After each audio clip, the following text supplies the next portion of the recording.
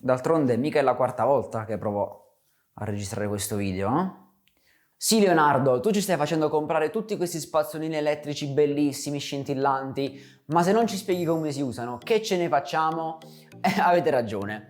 Diverse persone nei commenti qui tra YouTube e Instagram, a proposito, grazie mille a tutti per i like e per il supporto che mi state dando, mi hanno chiesto di fare una piccola guida su come si usa lo spazzolino elettrico. E quindi eccoci qui. Io per l'occasione mi sono fatto prendere un'impronta in alginato. Avete presente, no? Quella roba che si prende dal dentista che vi fa risalire anche la cena di Capodanno del 98, in modo da potervi mostrare nel miglior modo possibile le diverse tecniche di spazzolamento. Quindi non perdiamo altro tempo e andiamo subito al dunque. Io sono Leonardo Mecca e benvenuti in questo nuovo video.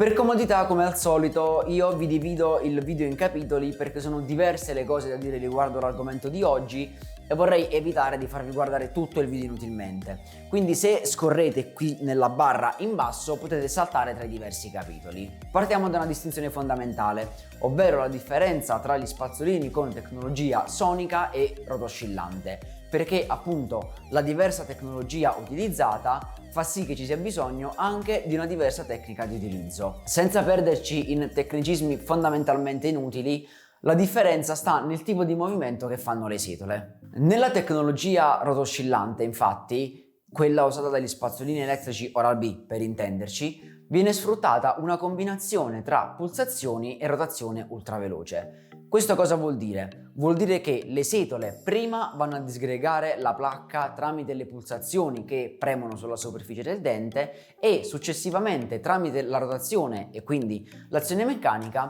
quest'ultima viene completamente rimossa, lasciando il dente completamente pulito. Per quanto riguarda invece gli spazzolini con tecnologia sonica, in questo caso viene ripreso il singolo movimento che viene effettuato con lo spazzolino manuale, solo moltiplicato per il numero di oscillazioni che effettua il prodotto da voi utilizzato.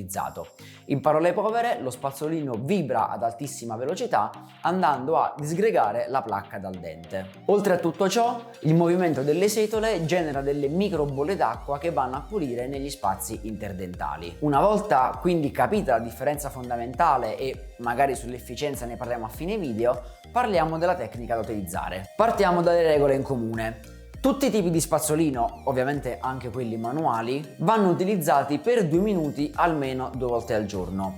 Ovviamente l'ideale sarebbe 3 volte al giorno, però posso capire chi per qualsiasi tipo di esigenza non riesce a lavare i denti a metà giornata. Mattina e sera però sono obbligatori.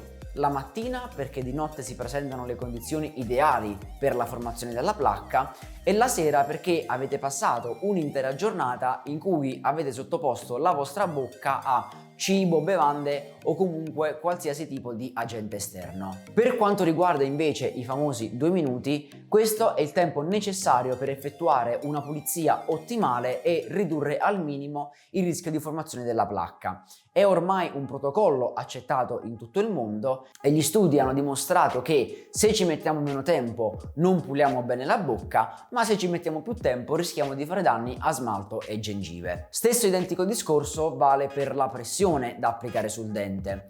La credenza infatti secondo cui più forza mettiamo e meglio puliamo è stata smentita anni fa e anzi gli studi attuali ci dicono che rischiamo di fare più danni che altro. La cosa comoda degli spazzolini moderni è che praticamente tutti hanno integrate 2 funzioni fondamentali. La prima è un timer di 2 minuti con intervalli di 30 secondi perché in questo modo possiamo dividere la bocca in 4 emiarcate e lavare i denti nel modo più omogeneo possibile, e il sensore di pressione che ci aiuta a capire quando stiamo mettendo troppa forza durante lo spazzolamento. Quindi, ora che conosciamo le differenze a livello tecnico e le regole in comune, andiamo al momento clou del video, il motivo per cui siete qui. Andiamo a vedere le tecniche di spazzolamento. Per quanto riguarda lo spazzolino rotoscillante si utilizza in questo modo. 1. Mettete una piccola quantità di dentifricio sulla testina. 2. A spazzolino spento spalmate velocemente il dentifricio tra tutti quanti i denti. In questo modo eviteremo schizzi di dentifricio che partono come proiettili per tutta la casa. 3. Una volta spalmato il dentifricio possiamo accendere lo spazzolino. Da questo momento dovremo stare fermi su ogni dente per più o meno 2-3 secondi. facendo attenzione a coprire tutto l'elemento e spazzolare anche un po' la gengiva, che spesso viene dimenticata. E così per tutta quanta la mia arcata. Una volta arrivato all'ultimo dente, passiamo alla parte interna, seguendo esattamente la stessa regola. Stessa identica cosa per la zona masticatoria. A questo punto saranno passati circa 30 secondi, lo spazzolino farà un piccolo scatto per farcelo capire e possiamo passare all'altra emiarcata. Questo per tutta la bocca. E niente, tutto qui. Lo spazzolino va tenuto sempre in orizzontale per la parte esterna della bocca, invece per le zone interne conviene tenere lo spazzolino in verticale per massimizzare l'azione pulente. Passiamo agli spazzolini sonici. In questo caso, come detto poco fa, il movimento è simile a quello che fareste con uno spazzolino manuale. Quindi, 1. Mettete una piccola quantità di dentifricio sulla testina. 2. Anche qui a spazzolino spento spalmate velocemente il dentifricio tra tutti quanti i denti per evitare di sporcare dappertutto. 3. Una volta spalmato il dentifricio possiamo accendere lo spazzolino. In questo caso però, a differenza degli spazzolini rotoscillanti, dovremo mettere lo spazzolino a circa 45 gradi rispetto al dente ed effettuare un movimento di rotazione che parte dalla gengiva e va verso il dente. Quindi dall'alto verso il basso per l'arcata superiore e dal basso verso l'alto per quanto riguarda l'arcata inferiore. Io per semplificarmi la vita uso la regola dal rosso verso il bianco, quindi appunto dalla gengiva verso il dente. I movimenti devono essere lenti e delicati in modo che la vibrazione dello spazzolino pulisca in maniera efficiente. Una volta arrivato all'ultimo dente, se avete difficoltà a pulire i molari, basterà chiudere un poco la bocca in modo da tenere la guancia meno in tensione, possiamo andare nella zona interna e quindi sulla superficie masticatoria. 4. A questo punto anche qui saranno passati circa 30 secondi e possiamo andare all'altra emiarcata. Così via dicendo fino a pulire l'intera bocca. Anche per quanto riguarda lo spazzolino sonico, consiglio di tenerlo in orizzontale per la parte esterna della bocca, ma qui è ancora più importante tenerlo in verticale per la zona interna, non avendo gli spazzolini sonici una testina piccola come quella degli spazzolini rotoscillanti. E questo è quanto, ragazzi. Ovviamente questa guida si riferisce alla maggior parte delle persone, questo perché ci sono alcune situazioni in cui è necessario utilizzare una tecnica un po' diversa di spazzolamento. Penso per esempio a chi porta l'apparecchio e come avete potuto vedere sono entrambi abbastanza semplici da utilizzare.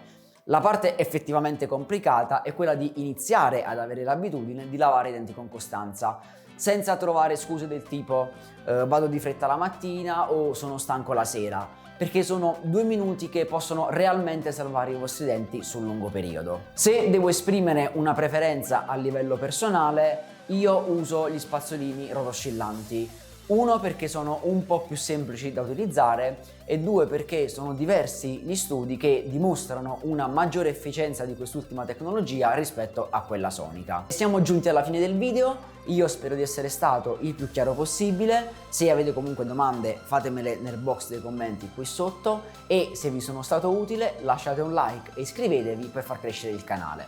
Mi raccomando, lavatevi sempre i denti e un saluto dal vostro igienista. Ciao!